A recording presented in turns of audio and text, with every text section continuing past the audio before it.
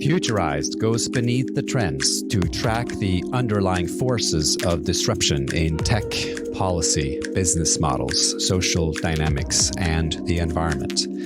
I'm your host, Trond Arne Undheim, futurist and author. In episode 14 of the podcast, the topic is post-pandemic tech. Our guest is David Bray, Inaugural Director at the new global GeoTech Center at the Atlantic Council, the storied Washington, D.C.-based think tank. David, it's great to be with you. How are you today? It's great to be with you, Trond. Thank you. Doing well. All right. So we have something exciting to talk about. I wanted to first just list up some of the very exciting things you have in your background. You've done a lot of things. I know you went to a lot of different schools, among them MIT. You worked with a bunch of different people through your Young Global Leader program at the World Economic Forum. You worked with Vint Cerf. Let's talk about that for a second. You've been a Marshall Memorial Fellow, traveled to Europe, and I believe you've also been working with the U.S. Navy and the Marines, working with a J5 directorate as well, with a special command. Now, that's you're young and promising, or I don't know if you still consider yourself young. Or maybe that's taking care of itself on a daily basis too. That's a lot of pressure, David. Oh, well, no, I mean, I just say I fell on my head at an early age because actually, so I think my biggest fear was that the most exciting part of my life was going to be when I was a teenager. And what do I mean by that? I did some science fair projects early on, and this was back in the early 90s. And it was middle school and high school. And what was interesting is that was still when the government was sort of the biggest benefactor of scouting for talent in science and technology through science fairs around the country. And so I got approached by the U.S. government when I was 15 to do a U.S. Navy project in the Sea of Cortez, working with Dr. Robert Ballard, who found the Titanic, which was a lot of fun. It was actually televised through this magic of satellite television and cable TV and cable news to classrooms around the world. And then later I got called down to the principal's office when I was 17 and approached by four individuals, one of which was a Dr. William Jeffrey, who is now CEO of SRI, who was offering through the Institute for Defense Analyses the opportunity to work with them and actually get security clearance. And essentially what I was doing was working with small satellites from the Ballistic Missile Defense Organization and trying to find civilian purposes for it. So one was crop growth from space. So that was my biggest worry, was that my most interesting years was going to be my teenager years. And so then later when I was 20, did a computer model of the spread of HIV/AIDS in South Africa, was in South Africa for a while trying to report on HIV/AIDS. Then in 2000 joined the Bioterrorism Preparedness Response Program at the Centers for Disease Control, and was actually scheduled weeks in advance to give a briefing on September 11th, 2001, as to what we would do if a bioterrorism event happened. The briefing was scheduled for 9 o'clock in the morning, and of course, 8:34, the world changed. And so we canceled that briefing, responded to the events of 9/11 for 3 weeks, and then at the end, October 1st, stood down from high alert, ended up briefing the CIA and the FBI on October 3rd, and the first case of Anthrax showed up 24 hours later. So it was a very busy time. Also, you had so many experiences by the time you were 20. So this is, I guess it shows you a little bit that, it's important what you do early on, isn't it? I think it's that. But I think I don't want to discourage anyone who has not had those experiences yet. I think it really is one, wherever possible, open the doors for others. And I think I was just really fortunate that early on I was, through fate or whatever, or through the experiences I had with the science fairs, able to meet people who were willing to open the door for others. Like I mentioned, Dr. William Jeffrey or Dr. Robert Ballard. And so I think that means that we all have a responsibility to do that for anybody, ourselves, and that'll make the world a better place. And then two, it's not whether you do it when you're young or when you're older or anything like that. It really is about just seizing those moments and be kind to others. Well, we're going to get into our topic on pandemic and post-pandemic developments and technologies, but I wanted to cover one more thing. I always ask my guests, what's something that you don't always share with everyone, because you want to talk about something a little unique and bring out something in the people you interview. But you told me, which I also found really interesting, that you have a little bit of a background in jazz improvisation. Tell me about that and what that does for you now. Well, and first I want to also give a nod that I know you also, I've seen some of your videos where you also are performing online too. So you have a musical background too. Yeah, when I was young, my parents, were encouraging if I did the piano for 3 years. They said, just do it for 3 years. And after 3 years, if you don't like it, you can stop. For 3 years, of course, it was hard. It was learning hand-eye coordination and everything like that. But in the 3 years, I found I loved it. So I stuck with it. That led first to doing classical piano, then later jazz and jazz improv, including some opportunities with New Orleans and some other groups in Virginia.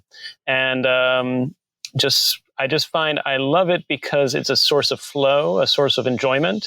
And I think what I do now is I try to recreate within the teams that I sort of build and encourage and cultivate a similar sense of flow, a sense of that we can improv. We can have a plan, we can have an initial theme, but we can also improvise along the way, because the reality is in turbulent environments, any plan lasts probably no more than 5 minutes. And so you need to be able to improvise. I just wanted to echo what you said. When you start out, obviously, music is a lot about technique. And I have this memory early on when I think I was forced in school to learn to play the guitar, and I didn't like it at all. And my dad, who did not play the guitar at all, was sitting down with me as he would, with everything. And he did not play the guitar at all. But he would just sit there patiently and say, let's start from the beginning. Let's do this and let's go back. And, we've done 3 bars. Let's go back. And somehow, after some months, I miraculously started liking it.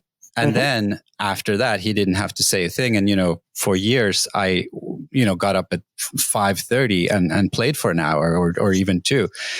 This stuff is really crazy. But my point, though, is there's something that you need in order to do that kind of improvisation. And I think it might tie to some of the topics we're going to talk about, because some of the technologies today, right, they are very complicated, and you need a little bit of a repertoire in the techniques before you can feel comfortable. Improvise is maybe the wrong word, but to use them in the most appropriate way for society or for the thing that you're doing at work. Without further ado, let's move into geopolitics, because that's really and technology. That's really your domain right now, right? It's my domain right now. It's my my belief that if we don't get this right, the future might be dark. So yes. So we'll talk about where you work right now, your main kind of employment. I'm assuming right now the Atlantic Council, but right before that, let's jump into this. How are new technologies and data changing geopolitics? Yes. So it's sort of interesting because we've been seeing this build for a while, and that's where I think sort of having my first exposure to the internet being in the mid-90s and even before the World Wide Web came about, and then sort of following this trajectory since then and sort of growing up with the technology at the same time. We're now, in 2 years or less, looking at least conservatively about 80 billion network devices relative to 7.7 billion people on the planet in 2 years or less. The amount of data in 2 years or less, some say it might be upwards of 120 zettabytes. That's 120 billion terabytes of data on the planet, which some say is 3 times all the conversations we've ever had as a species. So if we're not drowning in data now, which I think we are, we're going to continue to drown in data and need to make sense of it. So this points to a world in which no longer are things data scarce, no longer are things necessarily unobservable. In fact, we're probably going to be in a world in which so much is going to be observable, whether it's from commercial space satellites, from people using their smartphones. I mean, we're already seeing that happening right now where people take video. But of course, with all these things come questions about how do you know that video hasn't been changed or altered? How do you know it's not a deep fake audio? And how does it impact geopolitics is the nature of, in some respects, this could be tremendously uplifting, that we could have shared insight, shared awareness of what was going on. We could point out if there's atrocities or bad things happening or injustices happening. But we also need to have some way of determining what is real and what's not real, and making sense of it all. And that even if we can trust the data, because I think the first pillar you have to get right is the data pillar. Then you have to get another pillar necessary, which is a sense-making pillar, because the same data set presented to 2 different people, like if you present the same data to 2 different doctors, one of which trained to be, say, a neuroscientist and the other one trained to be endocrinologist, they will reach different conclusions based on their experiences. And so sometimes things that we claim are people either saying things that are not true or anything like that. I wonder, yes, there's some cases where there truly is disinformation, but I think there's other cases where it's just different sense-making models from different societies or different professions are talking past each other. And then finally, the last pillar we have to get right is the trust pillar. And trust I define as the willingness to be vulnerable to someone's actions you can't control. And we're seeing more and more where this technology is so big, or the platforms are so big, or the companies are so big, or even the governments, that's making people feel disenfranchised. They're feeling like they're losing control. And that's creating anxiety or creating frustration. And so what can we do to give some people some semblance of choice and agency in this world that's increasingly becoming interconnected and voluminous, both in terms of network devices, but also in terms of data? So fascinating. I wanted to ask you about one of the terms you were using. So sense making. That's it's an interesting term, and it's a little surprising to hear from, I guess, someone who's also a technologist at heart. Tell me how you define sense making, because it has a tradition, right? Or there's several traditions. Rich history, yes. So right. I define sense making. I probably go back to Carl Weick, because Carl Weick is sort of like the one of the foundational authors in this. And sense making is how you make sense of your present based on past experiences that you've had. So as you receive these signals, as you receive these inputs, what weight are you giving to what matters? What weight are you giving to what doesn't matter based on the experiences you've had in the past? And the reason why this is so important is, Carl Weick is and remains a very good sort of documentary approach and an evidence-based approach that sense making can make or break whether or not teams survive or not, whether or not organizations survive or not.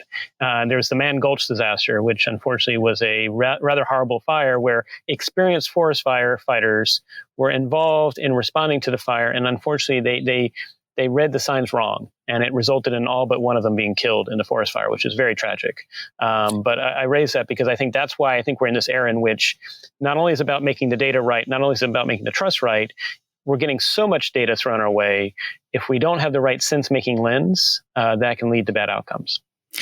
I think that's great. And it also leads, I think, to something we'll talk about in a second, which is AI, right? Because so much of the discussion on AI is about, when will the machines take over? But in fact, at least for the next decade and beyond, right? It is a little bit about this sense making that, in the middle of all these machine algorithms, that it really just becomes important. Both that the systems have some access to some of that sense making, and that there's people making some sense of, how to deploy. Yes. Let's just talk a little bit about where you work. So the Atlantic Council is a think tank, and it was founded, I understand, back in the 60s, in 61, when I'm assuming the transatlantic dimension really just meant Europe and the US. And then we are part of NATO, exactly. Yes, but we're no longer that. Yes, exactly. So it was connected to NATO, and then it expanded fairly rapidly. I understand, to encouraging Japan to be more active on the global stage, and then I understand also, Asia came in pretty early. In the things that you started doing. Do you have a sense of why the mandate expanded to a global mandate? Sure. So if you go back to our roots, like you said, 1960s, it was just reminding the United States that we can't go it alone, that we're stronger with allies. And it can be allies with different nationalities, different backgrounds, but really it's recognizing that this is truly an interconnected world. And I think it was intended to remind the Democrats from the Truman administration and the Republicans from the Eisenhower administration that, you may have political battles and things like that, but if you don't agree that allies are important, if we forget that, bad things are sure to occur. And so that's exactly it. Initially, it was about the NATO side and recognizing we had to work together, but we have to work. We have folks that focus on Africa, folks that focus on Latin America and South America, Southeast Asia, the Middle East, and actually our GeoTech Center, which is focusing on how data and technology changes geopolitics and vice versa. We are actually, one of our funders are from UAE. It's actually the Minister Omar, who at the time was overseeing AI, and now he does AI and digital economy for the UAE. But we're also in deep conversations with folks in India, folks in Vietnam, in addition to projects in Africa, including a possibility in Kenya that we might be announcing soon. Wow. David, have you ever played the tabletop game Axis and Allies? I have. That and Risk and all those fun ones, yes. So here's my question. I mean, in that game, it's not so clear who's your ally at any given point. Right. That is a complexity in these international days of the moment. How does a think tank deal with that? Well, and I would say, if we maybe we should actually work together to update that game, because it's no longer about trying to identify your ally on a national front. It's also identifying your ally on a sector-based front. I mean, you think about it. One of the things I say is, how many companies now identify themselves as being with one specific country? I think if you go to Silicon Valley right now, they'd say, and rightfully so in some respects, that they are international companies. They're not just U.S. companies. And so that needs to be overlaid. But I'll give you a concrete example. So we are actually, the Rockefeller Foundation did approach us with the GeoTech Center to have conversations with Chinese officials about what they're doing with data and AI. And the first meeting, I actually hadn't started yet, but I was being briefed and caught up once I actually started.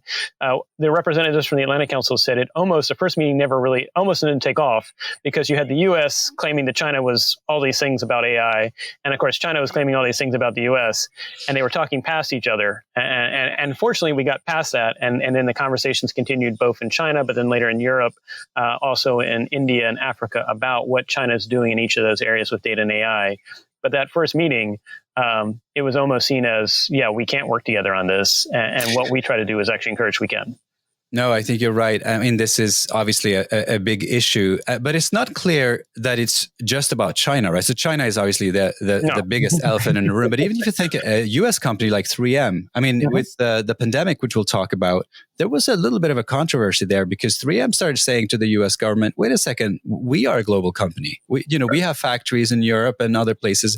We're going to produce our masks. And unfortunately, we have clients and allegiances beyond the United States.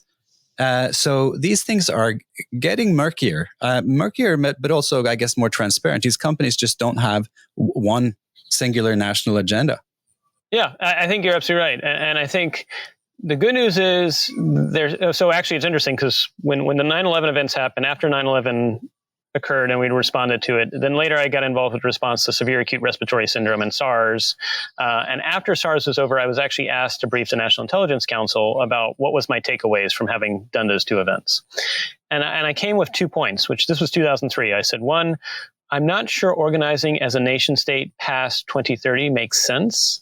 Partly because where's a packet of information on the internet? Is it where it's sent from or received by? And we're seeing this with General Data Protection Regulation, GDPR, and then also just last week with some of the European rulings that, that's an attempt to say anyone who is a member of the EU, regardless of wherever you travel, you treat them as if they're in the EU when it comes to their data, which really sort of comes head first with the Treaty of Westphalia, but it's a very interesting thing.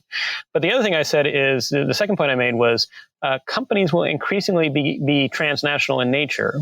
And when that happens, how do you reconcile what they're doing as a company with what a country is doing? And we know, for example, that there are increasing tensions between China and the United States, but that's just one example. I mean, there's also tensions with other countries. How do companies that want to do business transnationally not get pulled into that vortex, if they can help it, of what's going on at the country level? And I think that's going to be really hard, because, at the end of the day, it's really a question of who's setting the agenda, who's setting the norms. And we've seen in the last 5 to 6 years, if you had gone back in 2009, 2010, I think if you ask for people's perceptions of some of the big tech companies, it was much more positive than it is now. And I'm not saying it's right one way or the other, but there does seem to be a bit of a techlash to some of the big tech companies. And so it seems to be that we, the public, don't trust either governments or large transnationals when it comes to our fate. And so what's the third way that maybe involves the public, especially when it comes to data, but other activities as well, that involves the data, public, so the data is done with us as opposed to us, either by a government or by a corporation? David, I'm so glad you used the term transnational. I'm guessing you did that very consciously. Lately I'm writing on kind of transdisciplinary, it's a hard word to say, transdisciplinary activity as a very different term than multidisciplinary. And I think this, you're making the point, these are not multinational companies anymore, meaning they operate just in multiple jurisdictions. They are transnational. Yes. Can you specify why you use that term? Because it's a very conscious use of a term. It is. It's very intentional. And I think it's pointing to that they sort of supersede what we conceptualize as the rule of law and order defined by a nation. And you're absolutely right. I mean, if you had been in the 90s, they would have probably been multinationals, that they were operating in different nations and they would comply with the laws of those different nations. But we're seeing increasingly transnationals, in some respects, negotiate, I won't say extra sovereignty or extra territorial, but it's not too far from that. And in fact, we know that China is doing this. In fact, there is a small country in Eastern Europe. I won't say specifically which one, but we have heard that actually the Chinese government approached them and said, "Look, we'll set up a production facility in your country, but we want to provide our own police officers. They will enforce our own laws within this space, and essentially our own rules and our own police officers will operate within it." Basically, what you would give to a diplomat or an embassy, they're doing on that territory for a production facility, which I find fascinating because that really does call into question, which is, do we define nations as within these geographical borders, the rule of law applies, or is something different happening now? And what is that 5 or 10 years from now? So I think we could digress on any number of ways from what you just said, because it's pretty explosive, right? You don't think that the nation state is the correct way to organize post 2030, which is less than a decade away. Yes. Yes. I think we either upgrade it or we find a different way. And I'm not sure. Actually, what I would say, what I've been telling people is we need to think how we act more like networks and less like nations. And one example I would give to is how Estonia, this is not, it was fairly recent, but it was in the last 2 or 3 years that they said you could become an e-resident of Estonia without having to reside in Estonia. Now, that's interesting because, of course, you might ask, why did Estonia do it? And one, it's because they're a small nation. I mean, they're about 1.1, 1.2 million people.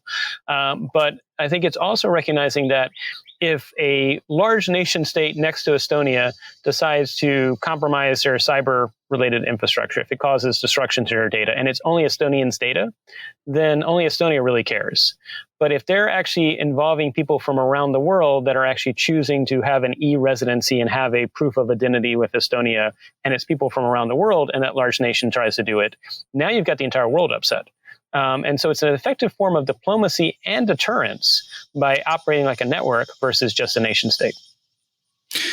That makes a lot of sense. I've actually worked with Estonia on e-government issues, and they are extremely advanced, and they were way, way ahead of anybody else, and they still are, right? So yes. Their notion of e-identity has been the most advanced in the world by any government for sure. So that's it's starting to matter, right? I mean, e-government issues were a while back. We thought, they were only about, kind of small efficiencies and things like that. But they actually, now that it's all about identity, it starts to really matter. Yes. So tell me then,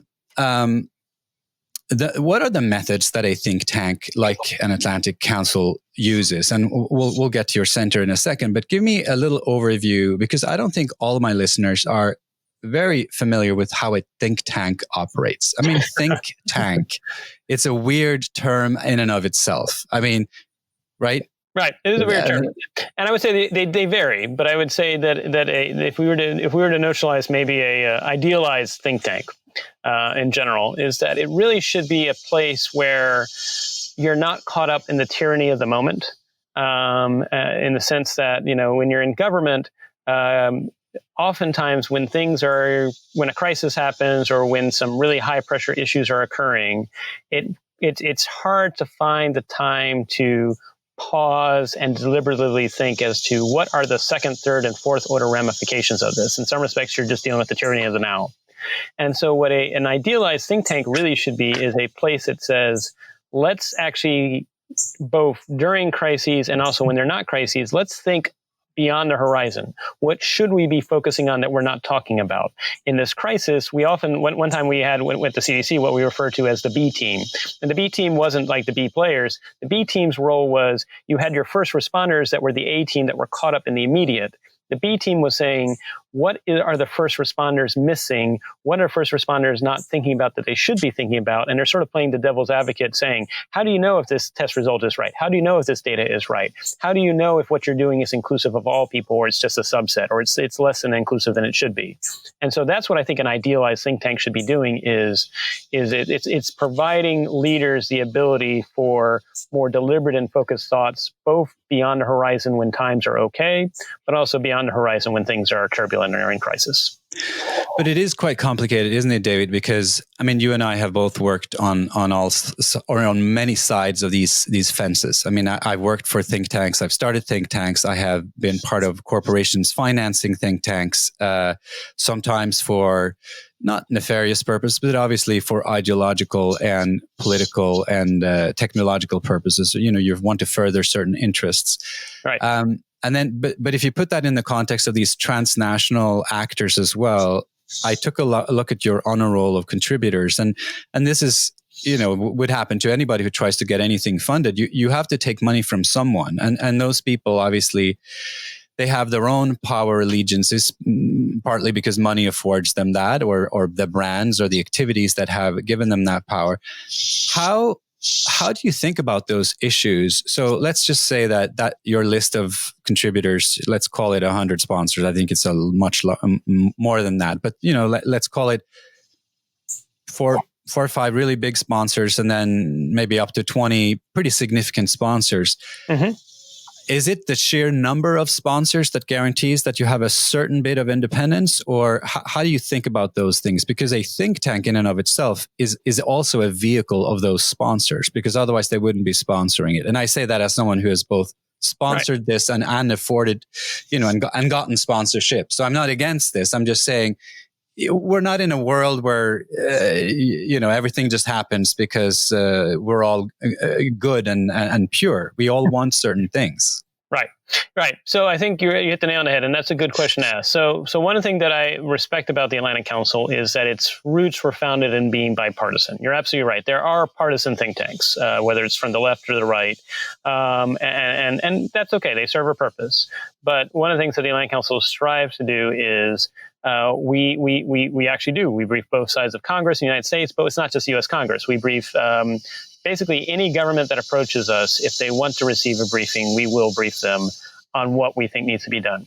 When we get money from sponsors, the sponsors have to intentionally sign before we even start any project with them that the Atlantic Council reserves an intellectual independence policy, meaning that we're not asking them to, in fact, we don't. They will not review what we're going to do before we release it.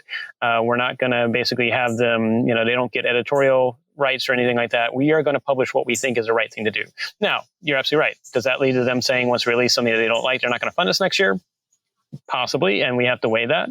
But I think we are very intentional, much like a university in some respects, that just like how professors, yes, you may receive funding from a government or you may receive funding from private sector, that the professors have the freedom to sort of say what they want to say, and they're not going to get fired if they say something that doesn't agree with the sponsor. No, that's fine. What is possible, though, is agenda setting, because a big sponsor can say, hey, I know you might want to do some stuff on this aspect of AI. Oh, yeah. We are prepared to do that this year. So, and that's why the project gets started. Even deeper than that, because right now, one of the things that I'm actually continuing to beat the drum on, I've been beating the drum on for the last 3 to 4 months, actually ever since COVID-19 happened, is I really think we need to do data trust. And what do I mean by that? Data trust is this idea that you can involve citizen juries that could actually participate in the oversight of making sure any data that's brought to bear for a public purpose is only used for that purpose. Imagine for COVID-19, I mean, we talk about contact tracing, but also, let's say, monitoring wastewater. What if you said, you know, you actually got from each of the different U.S. states, you got from other countries as well, different local community representatives that said for the next 6 to 9 months, you and 20 of your peers will make sure that the data being collected is only being used for this purpose. It's being forgotten after 30 days or being forgotten after 45 days. And on top of that, we're going to involve a third party. Maybe it's EY or PwC or some other company to come in that can do a third party audit to make sure the data is truly forgotten and we're doing these practices.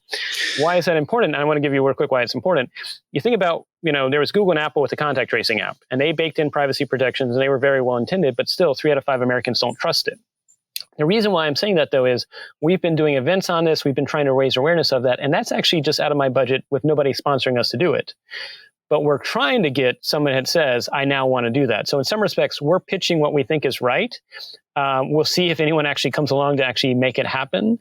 But sometimes, you're absolutely right. Sometimes it goes both ways. Sometimes agenda setting done by someone that comes in with the funding. But other times you're actually saying, I think this is essential to getting right. And the question is whether or not anyone from industry actually is willing to actually invest in it. So let's talk about this idea of data for a second, because who owns my data, right? Even if, let's just say that a blockchain protocol, and I know there are some people working on this to make blockchain protocols actually act on all data on the internet, so that in some ways you could attribute ownership to pretty much anything. And then the idea being in some people's minds that you basically should own all your data. So if it's identity data about yourself, you can basically sell it or rent it to people who are using it, but basically you cannot take the ownership away from the original owner, at least of some basic data. And then utterings and other things, also, there's copyright and other things protecting that, but there's the sense of how you can now trace and track it, which is much more possible with digital means. But is it possible to have this very extreme notion that you own your own data? Isn't it also fair that if you collect data, you own it just because you collected it? I mean, there's a finder's fee to data too, right? Right. I think the word own gets very murky in data. Let's say someone takes a photo of you and 3 other people. Whose data is that? Is it a person that took the photo? Is it shared across the 4 other people that are in the photo? It just gets really hard. Now, what I try to use instead is, how do you make sure you have agency and choice about how the data is used? And I think that's the more important question. Because ownership, the trouble with data is, unlike a physical thing where there is one painting by Picasso of some nature, data you can make copies of, and you really haven't necessarily lost value. But you can make copies of it and things like that. So that's where I think trying to apply the idea of ownership gets kind of murky. It's really about, at what point do you need to have agency and choice and say, no, you cannot use my data for that purpose. And at the same time, I do give my consent for this purpose, but only for the next 30 days or something like that. And that gets hard because it's, one, very abstract. And 2, as we've already seen, I mean, most people, if you try to set your privacy settings, it's like you get a list of 2 or 3 pages, or you get, at worst, a 40-page in-user agreement that most people don't read. And it just we almost die by the legalese involved. And so what I really would like to see, and I've been pushing for this since about 2015 as well, it's another one of those, and we may be able to do it, is instead of using, blockchain, maybe, distributed ledger, maybe, what I really want to see is where you can have a natural language conversation with an open source agent that's acting on your behalf, that is your agent that actually goes out and negotiates with other intermediaries and says, David gives consent for his health data to be used in the event that he's unconscious or not revivable. He gives consent if he's in an accident, but otherwise you cannot use his health data. And that other people will have other things. And that is a conversation with the agent, because trying to click on all these different boxes, really hard. And it may be initially, when you first get your agent, it really just get 3 choices. You can pick middle of the road. You can pick extreme on one side in terms of, I want to be very privacy conscious and not share anything, or I'm willing to share a lot of things in return for getting things for free. And then over time, it becomes more refined. But we've got to figure out how to make this more of a conversation with people so that we can have individualization versus trying to click this and set this, whether it's on Facebook or Google. That's just too much for most people to do. So how exactly are you then advising the US government or other governments? Because, if you look at the European GDPR regulation, and, I don't think we should make a massive point of discussing that now, because it could take us into enormous, but short, long story short, it's a data privacy regulation. The EU put it in place. Big tech screamed, for it over a while. Arguably, it has been a little difficult to implement, and it hasn't really solved all the problems, because you still get fairly complicated privacy policies, and you have you have to relate to them. And like you said, there's nothing that really solves the problem, in the first place. But it has created a discussion, and it has definitely created new policies and attempts at transparency. But what would be the right way to approach this if the EU were to revise their legislation and as they are updating their privacy, and also in the US, where I think this has been left a little bit, it's been pushed into the future. US is not addressed it at all. No, you're right. Except for maybe California, and even then that's being evolved. So yes, I would say. So what I have been advising is on the EU side.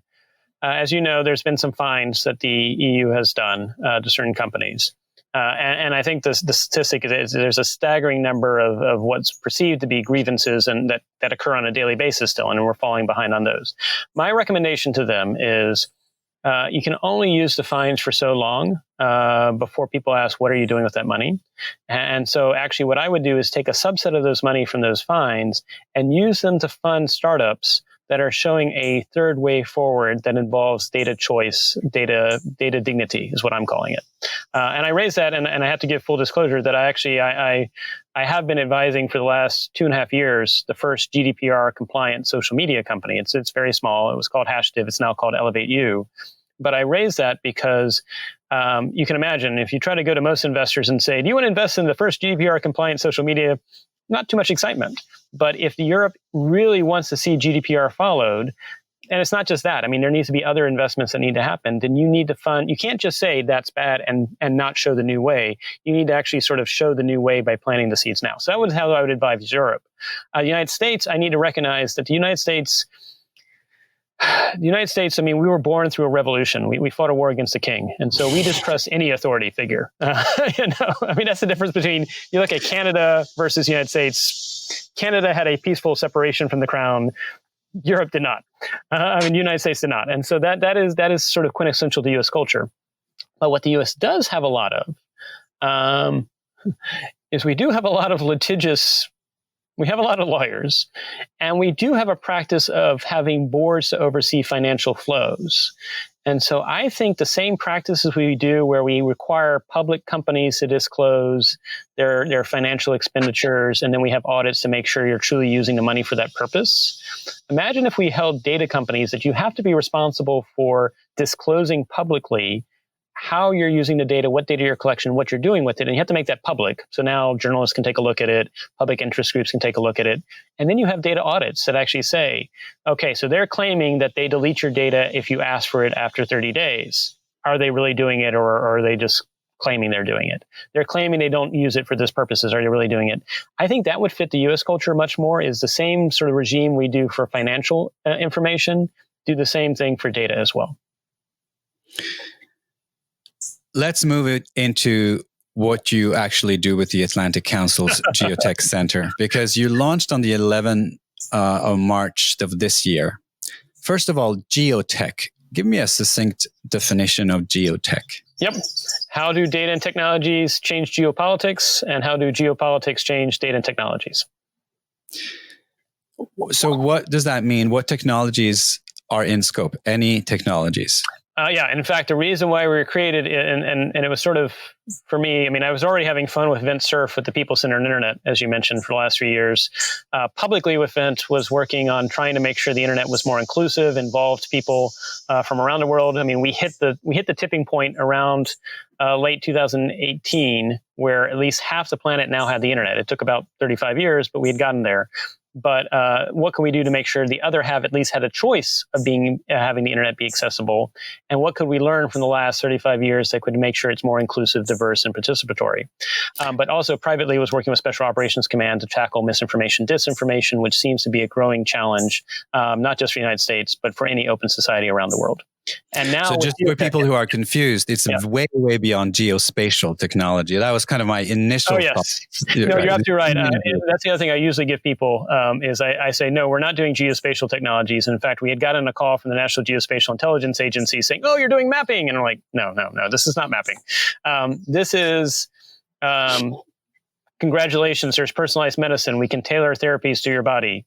Oh, wait, that can also be used for personalized poison. This is, congrats, we can use 3D manufacturing and additive manufacturing to produce things anywhere. Oh, wait, we can produce things anywhere. This is recognizing that with quantum computing, we'll be able to do very impressive gains in actual computational cycles once that occurs. Oh, wait, we can start to break encryption. What does that mean? And so it's recognizing that there's a series of technologies on the horizon in the biospace, in the manufacturing space, in the computational space that are all going to be coming out at about the same time. And usually it's been shown it takes about 15 to 25 years for societies to figure out the good, the bad, and what they consider to be ethical and unethical with any new technology. And if you've got these waves coming out all at once, I don't think we've got 15 or 25 years to figure out what's ethical or not ethical. We've got to actually sort it out fairly soon, so we got to get ahead of it. And then two, usually whenever new technologies come out, initially there's actually widespread inequities. You think about the railroads in the United States, but also in England and Europe. When railroad technology first came out, there were some really extremely rich people and a lot of people that were not. And that's generally what technology does. It's not democratized, and so it's not accessible to everybody. And there's those that know how to use it or know how to make the capitalization of it. And so here we are already in a period in which people feel like there may be some injustices and that need to be addressed and everything like that. And we're getting ready to have another wave of technologies come out that may even just exacerbate the haves and the have-nots. That might not be a good recipe for the world sticking together and holding together.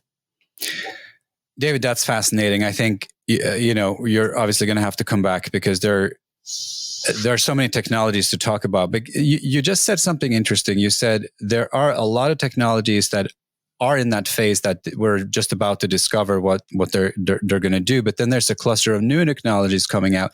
What kind of distinction are you making there? Which technologies belong in the category that they are already maturing right now? And some of us have already started figuring out, how we can correct for them. But then there's a whole other set of technologies in the garage that are about to get to the main stage. Well, just very briefly, which technologies are we talking about? Sure.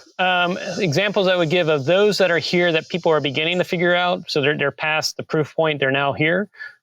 Commercial satellites, which of course then leads to location information, leads to photographs from space. The fact that you can ask on demand in 24 hours or less and get a commercial resolution satellite as good, if not better, than what you can get through government. And also the fact that people, there are cameras everywhere now. I mean, that's something we have created a panopticon. The question is, what are we going to do with it? And how do we make sure we still respect human rights and dignity? Other examples, I think in some respects, AI is on its third wave. I mean, AI has been around since the 1950s. This is the third wave, machine learning, and even more deeply beyond that, nested to it, neural networks. But the question is, when something can make sense of data much faster than humans, but we can't necessarily explain it. I know there's efforts on explainability, but that I would say is not here yet. That's why sense making becomes so important, because now you're going to actually be interacting with a machine and you may not know why it's reaching the conclusion that it is and whether or not it's reaching through the same sense making model you are applying to the data. But those are things that are all here now. Things that are sort of getting to the proof point stage that are not here yet. Yes, we've got CRISPR technologies. There's rumors that may have been used more in humans than has been publicly revealed. But I think personalized medicine, watch that space over the next 5 years to see what happens.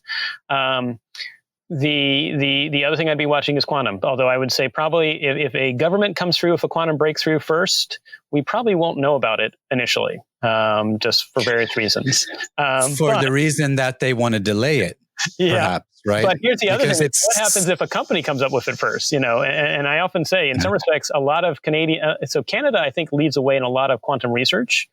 So what if a Canadian company figures out how to do quantum computing first? What does that mean for geopolitics? So do you really think it's that important of a technology? You think that quantum could change the world in more ways than AI and even than personalized medicine? I mean, is it that kind of a technology that really is going to change everything? Well, so I think here's the thing is that you see already multiple countries building large data reserves where they're storing data that they've collected now already that's encrypted, with the idea that eventually they'll be able to decrypt it.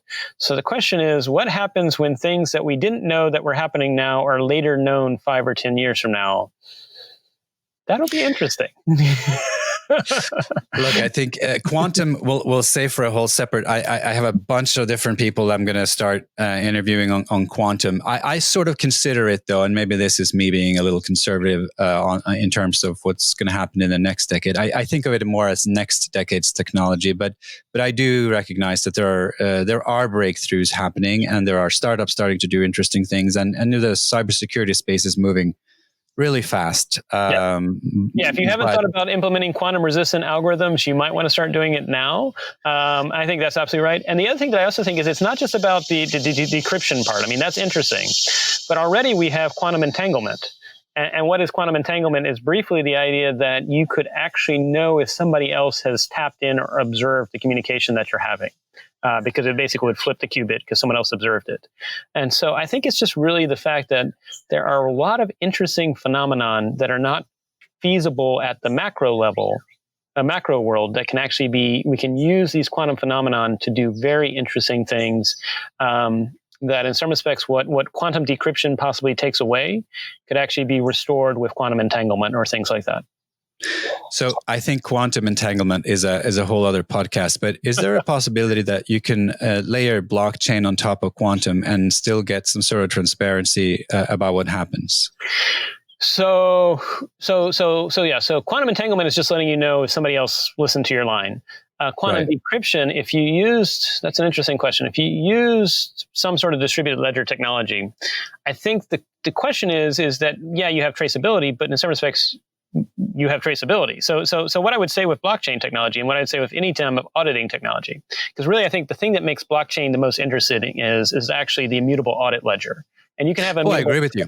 Yeah, no, it's the auditing and transparency aspect that's and governments, I think, are slowly waking up to this. I don't understand why they didn't do that earlier, but this is it's a transparency technology for audits and yeah. Oh yeah, I mean, exactly. I think people are quickly discovering that what they thought with Bitcoin could not be tracked by the IRS, in fact, can be precisely tracked by the IRS because it is a ledger. Yeah. So I guess the question I would say is, do we want everything we do to have an immutable audit log?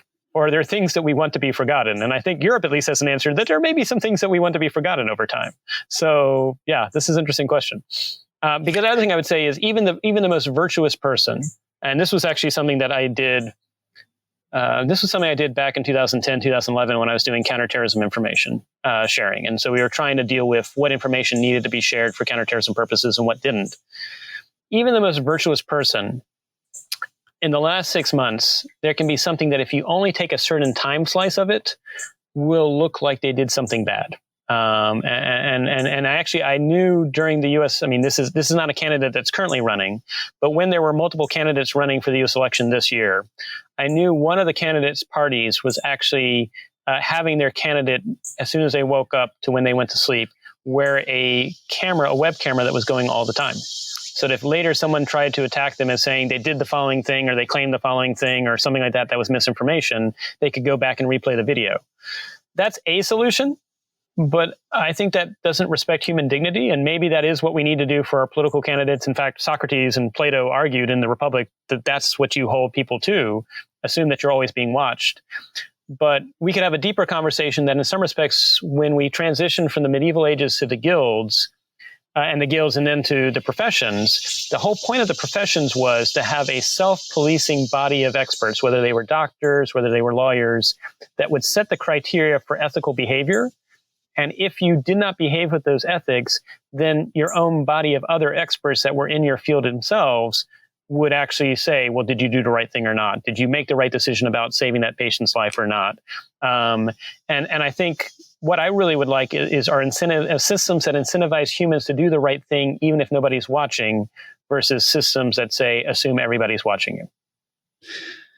Yeah, I mean, it's interesting. It's sort of like the difference that now is becoming pretty apparent with cybersecurity, because, they used to do a lot of just endpoint encryption or basically just encrypting from bad guys, but they realized that the bad guys are already in the corporation. It's us, so that's the challenge. The bad guy is everybody. Oh, or another Because example is the bad guys, everybody. And on top of it, so, there was a big push to use SSL encryption because they wanted to make sure there was SSL encryption. And I was one of those people that in 2017 said, I get it. I understand why you want to use SSL encryption. But what happens when people are using encryption to deliver payloads and we can't detect it? And so now that we've rolled out SSL encryption on a lot of websites and things like that, now actually those that are trying to prevent cyber intrusions have the problem of they can't do signature detection of malware because it's encrypted until it's actually delivered to the individual. David, there's one thing we have to talk about. I have advised parliamentarians on technology, so I know what that's all about. It's a fun thing, yes. The conversation you and I were just having, and this is not to say that you are smart and I'm a good listener or anything like that, but the level of precision that you have to have when you talk about these things in an ideal world is very high. And there are some things that relates to our earlier conversation about me playing classical guitar in the morning and you sitting on the piano, practicing because your parents taught you. Right. For those people in power, and I'm not at all saying that everybody in power, hasn't done those practices, but they are many from a different generation, and they certainly haven't. They haven't sat down with technologies the way that you and I have. How do you even begin? When you go into one of those chambers and you're going to have a discussion, and then, even just the kind of conversation you and I had now, you take a question and then, at one point we bring in quantum entanglement and then, blockchain. If you don't really understand what these things are doing, how are you going to create policies around these issues? Because it's not just about, we'll know it when it breaks, but, some of these things you won't know it for years. Right. Yeah. So that's a really good question. So here's where I've gotten, and I'll talk a little bit about the journey that got me there. That when you engage, whether they're from Parliament, U.S. Congress, others, you need to recognize that they are, in some respects, focusing on outcomes. The outcomes that will help get them reelected or whatever it is. In some respects, that's not the fault. That's what the system is designed to do. Our own Federalist Papers in the United States said they wanted ambition to counter ambition. So don't be surprised if politicians are ambitious. But right. When I brief them, I sort of want to talk about what are the outcomes they can get if they do something? What are the outcomes they can get if they don't do something? So I'm not really talking about the mechanisms. I'm more just talking about the outcomes. Now, there's sometimes when you need to go deeper into hood, because what I've seen lately, and I hate to say this, it was around 2015, at least in the United States, where, I've always been a nonpartisan. I work for, I will work for, and nonpartisan does not mean I'm neutral. I have values. The values I have are for openness, for open societies, for choice. I think that's come through in what I've talked about here, that people should have dignity and that we should work together as communities to try and remain open as societies. But as long as you share those values, I'll work with either side of the aisle to make that happen. And what I've started to see in 2015, and this was around when 24/7 News was really taking off, social media was reaching sort of a tipping point. And I would also say it was actually, I saw certain companies decided that's when they were going to allow more ads to autoplay. And certain companies that were not making money in the space all of a sudden started making a lot of money. And that was probably not because more people were watching the ads, but because the bots were watching the ads. 2015, I thought it began to get really difficult to remain a nonpartisan, not just in the United States, but also overseas when I was a Marshall Memorial Fellow and things like that, that both parties sort of had this winner-take-all approach, that if you don't fly our flag, you must be against us. And I'm like, no, I'm not against you. Here's my values. I may just not be flying. In some respects, actually, in the United States, when you're in government as a senior executive that's nonpartisan, it's actually a felony if you do any overt political activity. So it's like, actually, I can't even fly the flag, even if I do side with you. But I raise that because now we're in an era that, in some respects, as a result of transparency through, and I'm not saying social media is perfect transparency by any imagination. In fact, a lot of it is distorted and not real. But in some respects, this overflow of information has created a reality where politicians used to have 85% rhetoric, 15% compromise. I now think we're in this era in which, at least for open societies, we're at 99.9% rhetoric, maybe 0.1% compromise. Partly because if they look like they're compromising anything that goes across their party, they're somehow a traitor or they're branded as you've gone against us. And so So that's why I have to be very cautious when I brief parliamentarians, not just talking about outcomes, but also being aware how they might weaponize what we just talked about here to suit their political agenda, but lose the technology meaning behind it. And that's where I have to be very intentional about some of the things that I say. But David, if you think about what you just said, and then you relate it to earlier your comment about nation states. Yes. I mean, the politics within some of these nation states, and particularly in the US, when it's still polarized into an artificial distinction between two very historical anachronisms. Yes. You know, for lack of a better word, yes. how do you even conceive of those two anachronistic structures? You know, they are, and they are then acting on the national stage, but it's really difficult, I think, for them, frankly, yes, to see how they could also do otherwise, right? So yeah, these technologies can go in either direction, and it's just not two. No, agreed. And you know, well, and you're also hitting, I mean, I'm reminded of the song, something's got to give, something's got to give, something's got to give. Yeah, something's going to give eventually. The question is where it's going to go. So, so here's what we're trying to do is, because I agree, these are really hard challenges. We will be coming out in mid-October with a set of pragmatic, actionable recommendations. It's going to be our initial one. Our final draft will be in January of next year, but initially in October. And in fact, I'd welcome you and all your listeners to comment when we do on what can open societies do to demonstrate data and technology efforts that sort of celebrate the values of openness, choice, human agency, human dignity, and also added to that, overlay how these data and technologies can lead towards more just societies. Because you know, and I know, and I think most people know that the past has been less than perfect. In fact, if anything, there are no perfect human societies or no perfect organizations. But we have injustices both past and present that need to be addressed. And to me, that's a very compelling agenda for data and technology that can still respect privacy, still respect intellectual property, still respect commerce, still respect inventors of ideas, but also address some of the past injustices. And then at the end of the day, I hope that cuts across countries. I hope that cuts across sectors. It's not identified as being an agenda of any one party. And so in some respects, I just refuse to play the hymn sheet of what those two parties you mentioned are playing, and actually just put forward my own theme, my own music. And I want to see if anyone else joins me in the jazz quartet to do that. So it's your own music, but let's think about another issue that we were supposed to talk more about, but post-pandemic tech. Yes. Or the post-pandemic situation. And I don't even know that we can talk about post-anything pandemic at the moment. But it's still in the midst of it, yes. Exactly. But what is this pandemic doing to the needs for tech? And initially, I would say I actually want to share that I was a little bit disappointed with our tech.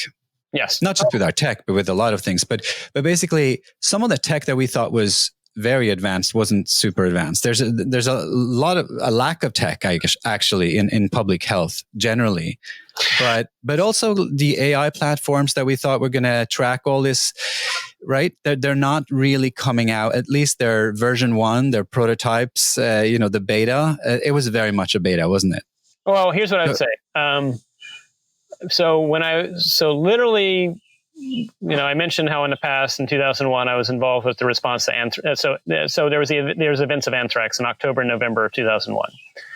And I had been pushing prior to October, like this was back in January and February of 2001, for an electronic means to actually allow people to report test results in case there was a bioterrorism event. Because we had labs all throughout the United States. And what you discovered in 2000 was state-of-the-art for public health facilities was faxes. And if they wanted to get access to the internet, they actually had to go oftentimes to a library across the street to upload anything.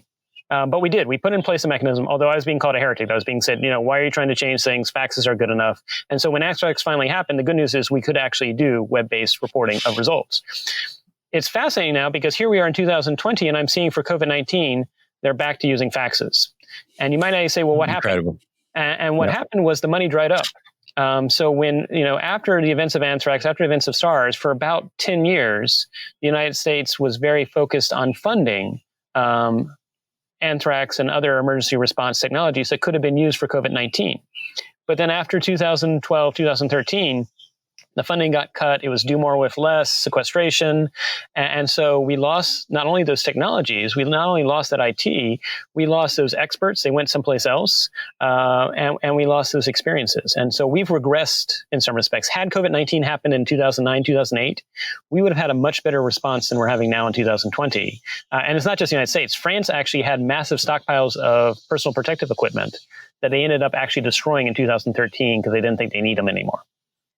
So yeah. There's a lot to unpack here, but do you think post-pandemic tech will be different? Do you think that technology is going to rise to this challenge and is going to, one, I guess, bring us out of this mess eventually? And two, will the context be different for what tech is? Because the reason I'm asking the question is we were in an era that we talked about earlier, and we are perhaps still in an era of technology optimism. Everyone thinks that this is the decade where everything is changing, or the past decade has been so transformative. And then even if you think about the internet in the last 3 decades leading up to it, everything has changed, right? So there's a little bit of this sense that I believe they had at the end of the 18th century, like pretty much at the end of every century when there's this sense that there's a new beginning and there's a lot happening. Some of that imploded. Oh, a lot of it imploded. Yeah. I mean, right? World War I, it was a case of there was a lot of great technology. Oh, wait. Oh, no. Yeah, I mean, same thing with war. Well, the technology wasn't really designed to solve the problems we now have. I mean, that's fair. Yeah. Well, I would say here's the other thing is technology by itself doesn't solve any problem. It's the choices we humans make that determines whether it solves a problem or it makes more problems. And there will always be more problems. I mean, the example of, congratulations, we're rolling the internet to the world. Oh, wait, now we've rolled out the internet to the world. We've got cybercrime, we've got cyber threat, we've got identity, we've got misinformation. So now we have new things to address. Should we have not rolled out the internet to the world? No, we did. It's a good thing. But now we got to figure out the next round. And so I think it's almost like how Charles Dickens said, it's the best of times, it was the worst of times. We will always be in that cusp of really great things and really bad things sort of being there. And what I would hope from this pandemic, and I'm not seeing it, at least from the United States right now, which is very disappointing, is what can we do to put aside what I would call squabbles on the sidelines and say we are truly connected. We all relate. By virtue of how we're born, we could either be very privileged or not. We could be in a great place or not great place, and that we owe a responsibility to everyone and all of us to make sure that we uplift not just the United States, but the planet. And that actually is something we should lead to, that if we really embody we the people, then let's be we the people. And yes, our history was flawed and there are things that are injustice and we need to address that, but we can lead that way. But that's not a tech thing. Tech can help and support that, but it's really at first a conscious choice of where do we want to go. The tech side, what I worry about is, I mean, you look at it, so like the NASDAQ is up more than 28% than the year prior. So whereas, COVID-19 in some respects has been great for technology. Question is, where is that money going to go? Yes, I get business needs to be business. It's not wrong to try and seek a profit. That's how you get fuel to do things. But where is that money going to go? And is it going to exacerbate tensions? Is it going to exacerbate polarization? Or can we find ways that create a world in which business, yes, you're focused on commerce, but you're also focused on stewardship for the planet as a whole, not just for humans, but for the planet as a whole. And am I asking too much? I don't know. But maybe if we just get 20% of industry to care about that, I think that could be this might be the decade in which instead of relying on just governments to help us, industry could step up and show a different way forward that is industry, but industry with some values that actually are truly transnational in nature. Wow, that would be great. I only have one more question because I think we should continue this at a different time, but we've talked about a lot of advanced things. Staying up to date on this array of this avalanche of new things, whether it's technologies or it's events that happen like the COVID situation, just figuring out the use cases that make most sense. How do you stay up to date? Who do you follow? What do you read? How do you stay David Gray, the smart person? Because it's not evident that, what you were taught 30 years ago, it is marginally useful, but you surely you have to fill it up with new things. Where do you go? Right, exactly. So where do I go? It's interesting. So I've lost interest in following. I think social media is too immediate, too visceral, too emotional. And so I don't necessarily follow that. And even news, I don't fault for-profit news for having a slant and having a bias, but I recognize they have a slant and a bias. And so my solution has been try to connect with as many peers and people as possible from different backgrounds, and even people that you disagree with, and just learn from them. And that can be, believe it or not, can be decidedly old school technology called listservs. They are actually good discussion points if you cultivate them right in their civility. Another way, just try. Even though COVID-19 has made it hard, you can have a virtual happy hour where you invite 5 or 6 people just to have a round table and just talk about, what do we think is happening in the quantum space, or what do we think is happening in the algorithm space. But I find, and you have to be intentional, because human nature is going to try to surround like with like. And if you do that, then you fail. Monocultures lead to monocultures of thought, and that's a bad thing. Find people you disagree with and listen to them and learn from them, and you'll actually get a lot of value from that. If your listeners really want a sort of source of if they could go online beyond their peers and beyond diversity of thought and everything like that, I find France 24 is actually fairly objective in their international reporting, as is BBC News. And I also would say actually the English version of Al Jazeera, and I recognize the English version of Al Jazeera, if you translate the Arabic version, they're saying different things, but there's still value in that.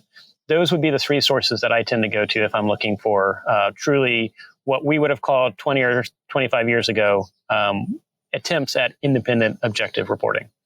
What about on the technology side to track tech trends? Yeah, that I find it's just evolving so fast that by the time it gets reported online, it's usually out of date. And so you really just have to have colleagues in Singapore, Silicon Valley, Hong Kong, and just be listening and learning from them. And by colleagues, you mean professional technologists or people kind of in your field, like whatever your field is? Yeah, I don't know if I keep on looking, and I find some people, it really is professional technologists, but it's actually trying to intentionally have a conversation with a professional technologist right next to someone who's a policymaker, and listen to them talk to each other and see where they're connecting, where they're not connecting, and then serve the bridge between that.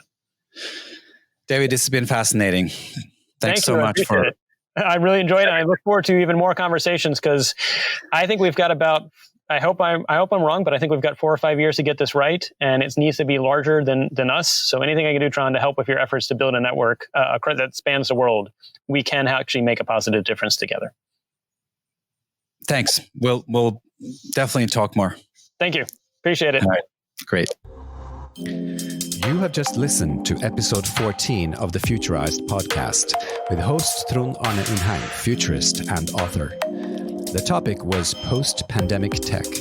Our guest was David Bray, Inaugural Director at the new global GeoTech Center at the Atlantic Council, the storied Washington, D.C.-based think tank.